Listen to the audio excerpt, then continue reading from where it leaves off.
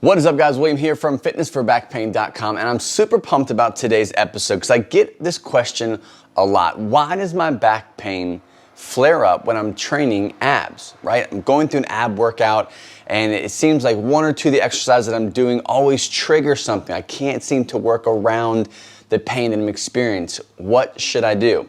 So in this video today, we're going to talk about 4 reasons why potentially you could be having low back pain or triggering low back pain during your ab workouts. Now again, this is your first time here, make sure you subscribe to the YouTube channel, of course, and if you haven't gotten it already, I actually give you a free core training blueprint, a free guide that you can download that actually covers the exact way that I train the core when it comes to low back pain. There is a right and a wrong way of doing it, and this blueprint will actually lay it out for you and give you examples of what exercises you should pick over others. You can grab that at www.fitnessforbackpain.com/core blueprint.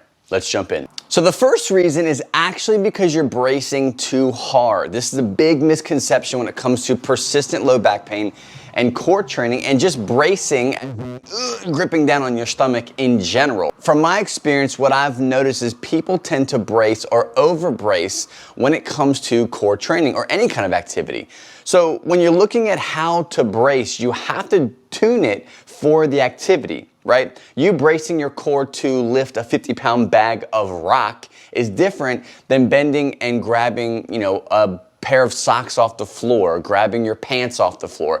Those are 2 different activities, and what tends to happen when you have persistent pain is that you brace too hard. You over brace thinking that if I brace and I squeeze really hard, I'm gonna protect whatever it is that's jacked up in my lower back. So a way that you can work around this is learn to tune your brace, back off of the intensity when you're doing the core exercise. And that's through all exercises in general, not just core training, but since we're on the topic of core training, when you're doing the exercise that you're working through, tune the brace, experiment with it. Are you doing leg drops? Are you doing planks? Are you doing, side holds with a dumbbell or farmer's carries? Whatever you might be doing, play around with how hard you're bracing. Start with no brace at all, just standing there and allowing your body to naturally react to what you're doing.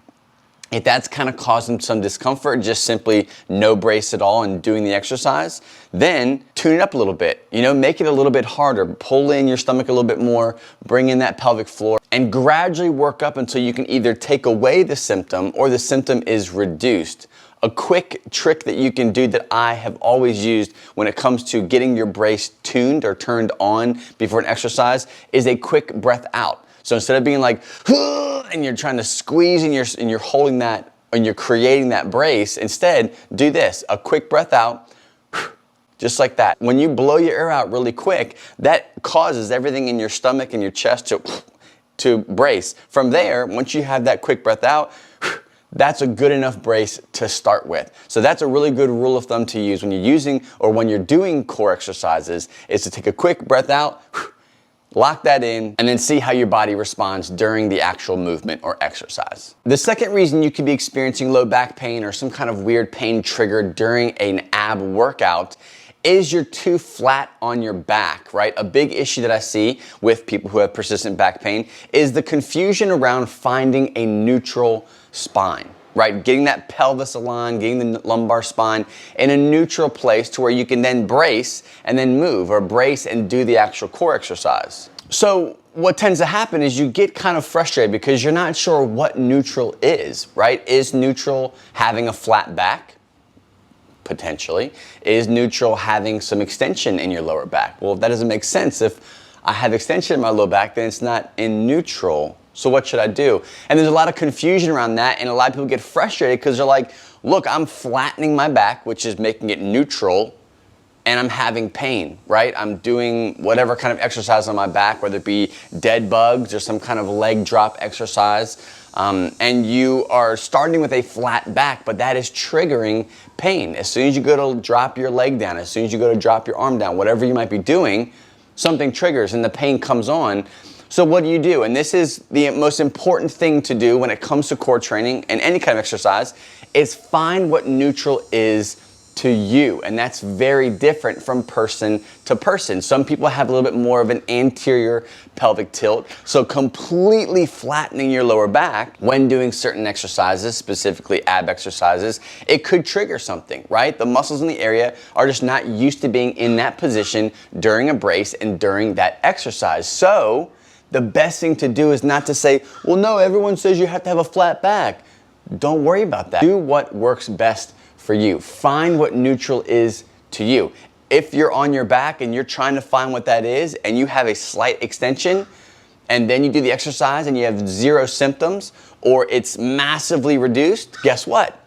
That's a perfect neutral position for you. So don't let anyone tell you that you should have a flat back during exercise, specifically core exercises on your back, because it might not be your reality. And your reality and understanding that and then moving forward with that is the only way you're gonna ever desensitize your lower back and be able to do any kind of core exercises pain-free. So the third reason you could be experiencing low back pain during core exercises or during an ab workout is you're picking the wrong modification of the exercise that you're supposed to do, right?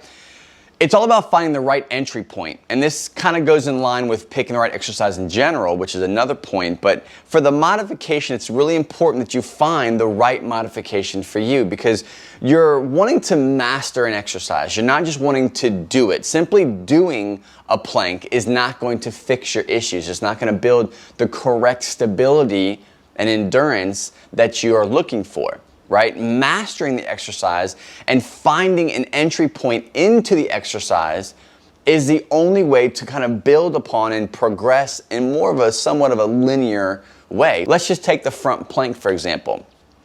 We all want to do the front plank. Some of us love it, some of us hate it. But so many people do the front plank wrong. They say I can hold a front plank for 6 minutes straight. And that's actually terrible. If you can hold it that long, odds are you're not doing it right. So you modify it, right? You might make it a little bit easier. You might do a straight arm plank. You might do something that's kind of a little bit different, but you're still not in a position where you can master the exercise and you're perfecting it in a way where there's no error and no flaw and no breakdown of your form. So picking the right modification, don't let your ego get in the way because you have to make sure you're starting at a place where you can control the outcome. You can control the environment, you can control the form perfectly, and then once you've mastered that, you increase it, right? You progress, you make it a little bit harder, so your body has to kind of, whoa, this is a little bit different now, what should we do? Then we have to adapt, we have to stick with this exercise and this specific modification before we move on. Don't think that if I just keep doing front planks, then I'll get better and I'll get stronger and the pain, sensitivity, triggers, whatever I'm experiencing will eventually go away. And that's not the way you want to look. It's all about the entry point. It's all about picking the right modification of the exercise that you want to learn. Now, the fourth and final reason is probably one of my favorite reasons why during your ab workout or your core exercises that you're doing, you're experiencing some pain, you're experiencing some elevated inflammation or triggering of some symptoms, is just simply picking the wrong exercises. You're doing the wrong exercises. You're doing old school ab training that your coaches, fathers, mothers, daughters, sons, dad taught that person, and it's just been trickled down through the generations, and now you are doing it, and now you're teaching people around you to do it. Now, there's a rule of thumb when it comes to low back pain sensitivity, when it comes to core training, when it comes to exercise choice, and that is to stay away from very specific exercises. Not that they're gonna blow your back out or you're gonna rupture every disc in your lower back. I'm talking about sensitivity. If you have been fused, if you've had some kind of disc injury or disc surgery and you're recovering from that, or you have just heightened sensitivity, stay away from these exercises, right? And you've probably heard these before. Stuart McGill talks about these a lot, and it's a lot of the core exercises that involve flexion. What spinal flexion is just bending over. Two great examples of these exercises would be sit-ups and crunches. Repeated flexion, unnecessary flexion when it comes to core training, probably a bad choice in core training in general, especially when it comes to the sit-ups, where most people just smoke their hip flexors and their quads, rather than actually hitting their trunk. And at the end of the day, there's so many other core exercises that you can pick from that give you way better use of your time and just will train the core better, right? We're all looking for efficiency. We're all looking for the best bang for our buck, and doing exercises like sit-ups and crunches, not only from a sensitivity standpoint, where it's probably only going to trigger issues, but from a standpoint of just effectiveness. We want to be effective. We want to work the least amount possible and get the best results.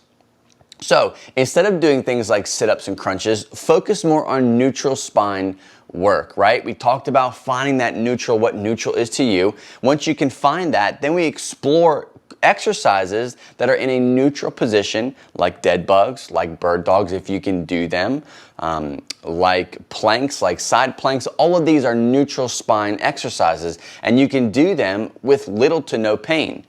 So why trade little to no pain for pain, especially if you're like, well, everyone does sit-ups, everyone does crunches. That's what Beachbody tells me to do. That's what YouTube told me to do. But if it causes you pain, take it out. There's no reason to do it. There's way better exercises you can follow that get you better results.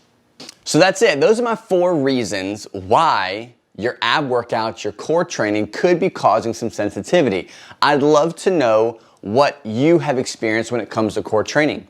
Was it one of these 4 reasons? Do you think, well, that kind of triggered a light bulb for me, so I might need to stop doing this or change this stuff? Or did I completely miss a reason that you think is a cause of your low back pain or your sensitivity during core training? Let me know. If there's a 5th reason, 6th reason, 7th reason that you know about, I want everyone who's watching this video to read it in the comments, because I want you to be helped. And if you can help other people, we're gonna make the world a better place, especially when it comes to back pain and training smarter. Again, thanks so much for watching. If this is your first time here, make sure you get that free Core Blueprint PDF guide. It talks everything about core training. It breaks down with these 4 reasons here, along with some examples of exercises that you can do, why you should be doing them, and what exercises you should stay far, far away from outside of the sit-ups and crunches that I mentioned today. So if you want to learn how to train your core smart, get results, and not increase your pain, download that free guide at www.fitnessforbackpain.com/core blueprint. I'll see you on the next episode.